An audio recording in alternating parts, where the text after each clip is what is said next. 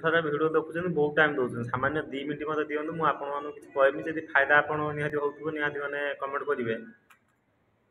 ଆପଣଙ୍କୁ ଗୋଟେ ଫଟୋ ଦେଖନ୍ତୁ 2014ର ଗ୍ୟାସ୍ ରେଟ୍ ଥିଲା କେତେ 2018 ଗ୍ୟାସ୍ ରେଟ୍ କେତେ ଆଉ ବର୍ତ୍ତମାନ 2024ର ତ ଆପଣମାନେ ଜାଣିଛନ୍ତି ଗ୍ୟାସ୍ ରେଟ୍ କ'ଣ କିସ ଅଛି। ओडिशा गोटा घंटार एना परिवर्तन ओडिशार गोटे घर्षण एना चली जी जोटी पाइला किए बेल चिपी दौची किए देशी कदली चिपी दौ ଏଇ ଯେଉଁ କିଛି ବର୍ଷ ଭିତରେ ଯେଉଁ ରେଟ୍ ଗୁଡ଼ା ବଢ଼ିଛି ଏଇଟା କ'ଣ ବଢ଼ିଆ ନିହାତି ଦରକାର ଥିଲା। ଗାଡ଼ି ଚଲାଉଥିଲୁ ଆମେ ବି 60-100 ଟଙ୍କାର ତେଲ ପକାଉଥିଲୁ କିନ୍ତୁ କିଛି ବର୍ଷ ଭିତରେ 100କୁ ପାରିଗଲାଣି।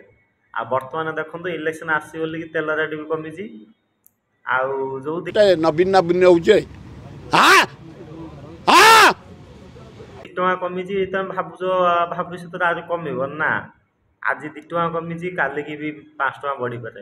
ଭୋଟ୍ ସରି ସାରୁ 5 ଟଙ୍କା ବଢ଼ିବାଟା ସୁନିଶ୍ଚିତ। ଆଉ ଗୋଟେ କଥା ବର୍ତ୍ତମାନ ଯେଉଁ ଆମର ଚାଲିଛି ଆପଣମାନେ ବହୁତ ଜାଗା ଜାଣିଥିବେ ଖାସ୍ କରି ଓଡ଼ିଶା କଥା କହୁଛି ବହୁତ ଚେକିଂ ହୁଏ। ମୋ ଜାଣିବାରେ ମୁଁ କହୁଛି ମୋ ନିଜେ ଯେତିକି ମୁଁ ଠକିଛି ବହୁତ ଚେକିଂ ହୁଏ ହେଲମେଟ୍ ପଲିସି ଏ ସେ ଦୁନିଆ ଗାଡ଼ିର ନିୟମ କାନୁନ ନେଇକି ଦୁନିଆ ଚେକିଂ ହୁଏ। କିନ୍ତୁ ନା ଭୋଟ୍ ଆସିବ ବୋଲି ମୋ ଦେଖିବାରେ ମୁଁ 4-5 ମାସ ହେଲା ଚେକିଂ ହିଁ କେଉଁଠି ଗୋଟେ ପାଉନି। ପୁଲିସ ଠିଆ ହେଉଛନ୍ତି କିନ୍ତୁ ଅଟକାଉନାହାନ୍ତି କି ଧରୁନାହାନ୍ତି। ଆଉ ଭୋଟ୍ ସରିଯାଉ ଆପଣମାନେ ଦେଖିବେ ସାମାନ୍ୟ ତୁମ ଗାଡ଼ିରୁ ଟିକେ ଧୂଆଁ ବାହାରୁଛି ଆପଣଙ୍କୁ ଚେକିଂ କରିବେ ନିହାତି ଆପଣଙ୍କୁ ଫାଇନ୍ ପକାଇବେ ଏମିତି ବହୁତ କିଛି ହେବ। ସେଇଠି କମ ଭୋଟ୍ ସରିଲା ପରେ ତେଲ ବି ବଢ଼ିବ ସବୁ ବଢ଼ିବ। ବର୍ତ୍ତମାନ ଭୋଟ୍ ଅଛି ସବୁ କମା ହେଉଛି ସବୁ ଶସ୍ତାରେ କିଛି ଦିଆଯାଉଛି। ଭୋଟ୍ ସରିଲା ପରେ ଯେତିକି ଶସ୍ତା ଦିଆହେଇଛି ସେତିକି ଅଧିକା ପଇସା ଉଠା ହେବ।